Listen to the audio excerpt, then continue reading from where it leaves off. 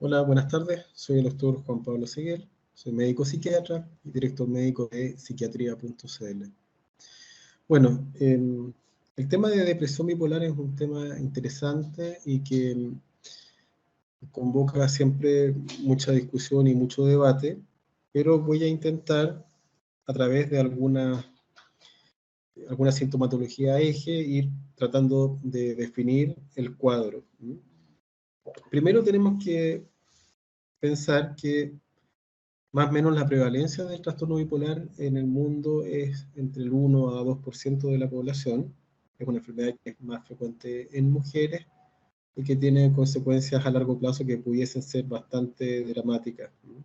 Como la pérdida de funcionalidad o la recurrencia de episodios depresivos o, en el peor de los casos, el suicidio consumado, ¿no? Para partir, quiero plantear algunos datos como epidemiológicos del cuadro que pudiesen ser interesantes de conversar, ¿ya? Generalmente los cuadros depresivos bipolares son de inicio temprano, ¿sí? Se instalan en población adolescente o después de los 18 años, pero generalmente antes de los 25, y tienen una característica particular que es la recurrencia en el tiempo, ¿sí? Son pacientes que sufren de cuadros depresivos recurrentes, ¿no? En muchos periodos de la vida. Pudiese ser desde la adolescencia, pudiese ser en el posparto, o pudiese ser ya en edades más tardías, ¿no?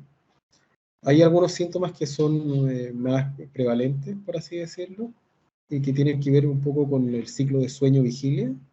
Las personas que sufren depresión bipolar tienden a la hipersomnia o a dormir más de la cuenta durante el día. También tienen otros síntomas como el lentecimiento motor o la sensación de pesadez, una falta de energía física bastante nítida y notoria. Tienden también a pasar por periodos de aumento del apetito, aumento de la apetencia por carbohidratos y por cosas dulces, principalmente en la noche.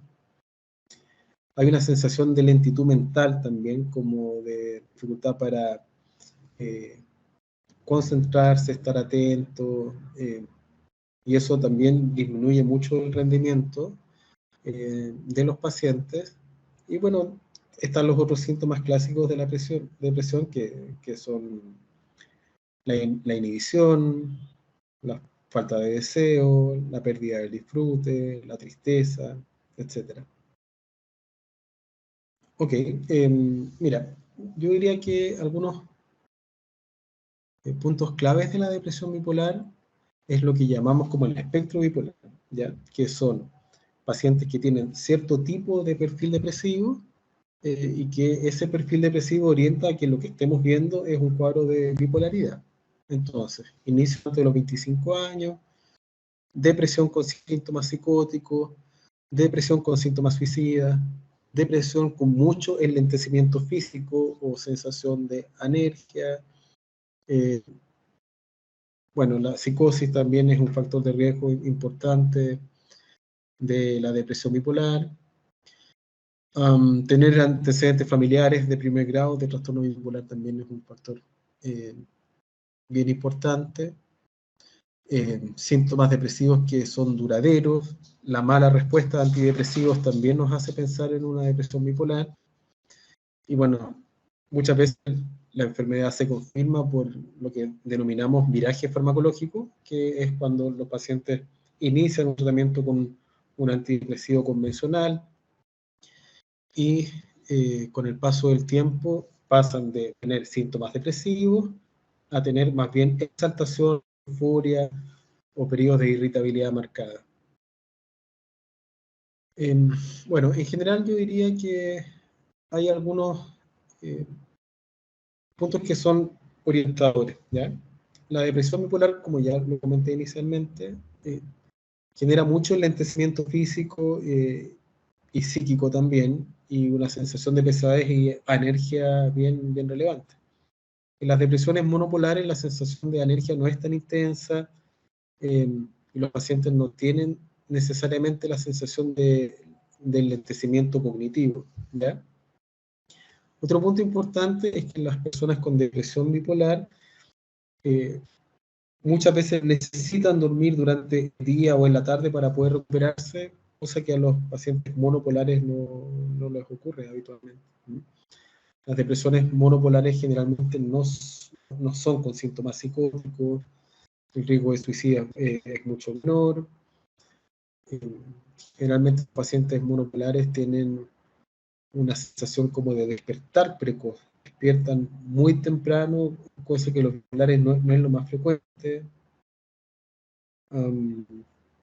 Las depresiones monopolares, la carga genética y familiar es mucho menor, o de menor relevancia, el pronóstico es mejor, la recurrencia de los episodios depresivos monopolares es mucho más baja que la trastornos bipolares, etc.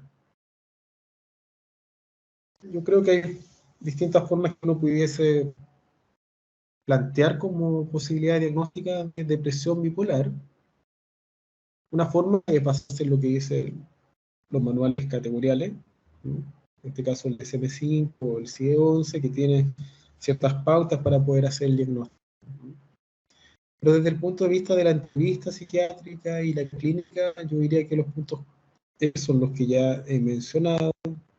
Un paciente que ingresa a la entrevista con una lentitud física, una sensación de pesadez, generalmente están muy cabizbajos, tienen historiales de depresiones recurrentes en el tiempo, han tenido mala respuesta al uso de antidepresivos convencionales, o simplemente no mejoran con los antidepresivos convencionales. El tema suicida llega a ser algo bastante frecuente, y muchas veces hay una carga en la familia de enfermedad bipolar, tienen madres bipolares, padres bipolares, hermanos bipolares, abuelos que cometieron suicidio, personas que hayan terminado en hospitales psiquiátricos, personas que hayan terminado en situación de calle. Ahí uno tiene que ya sospechar con mucha fuerza de que esto pudiese tratarse de una depresión bipolar. Ahora, lo que no he mencionado es que desde el punto de vista clásico de la enfermedad bipolar, para poder llegar al diagnóstico, necesariamente nuestro paciente tiene que haber sufrido algún episodio hipomaníaco o un episodio maníaco o un episodio mixto, ¿ya? Los manuales todavía exigen que este tipo de episodios estén presentes alguna vez en la vida para poder hacer el diagnóstico. Bueno, a diferencia de la depresión monopolar, la depresión bipolar tiene un abordaje totalmente distinto. Yo tendría que decir que a grandes rasgos el uso de antidepresivos sin el uso de estabilizadores está contraindicado.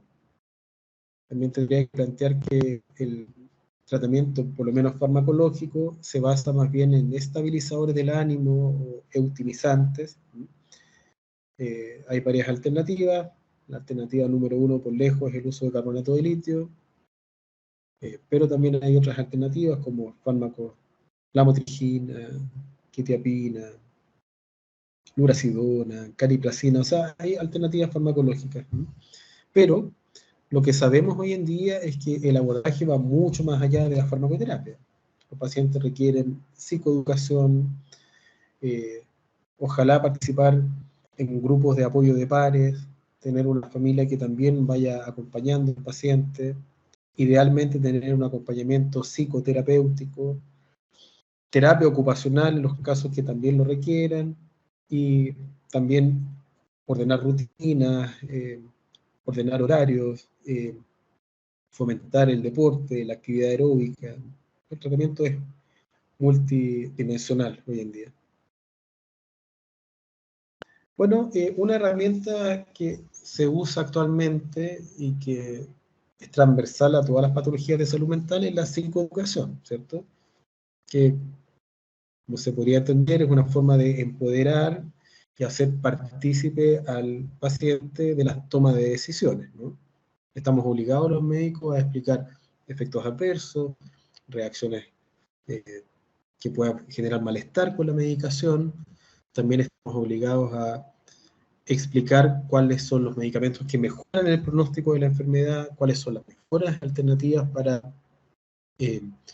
salir rápido de estos cuadros depresivos. Hay que explicar pros y contras.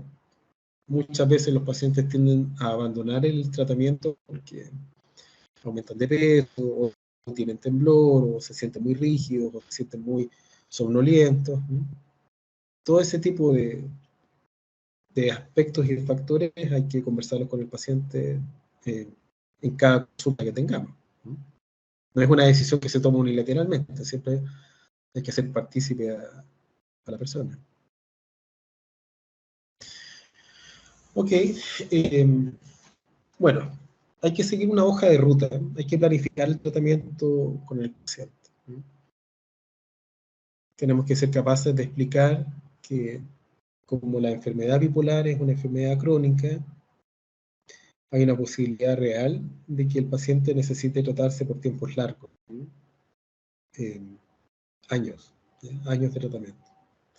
Ahora, para poder hacer una evaluación inicial, se instala la farmacoterapia y se va evaluando la respuesta más o menos cada 2 semanas. ¿Ya?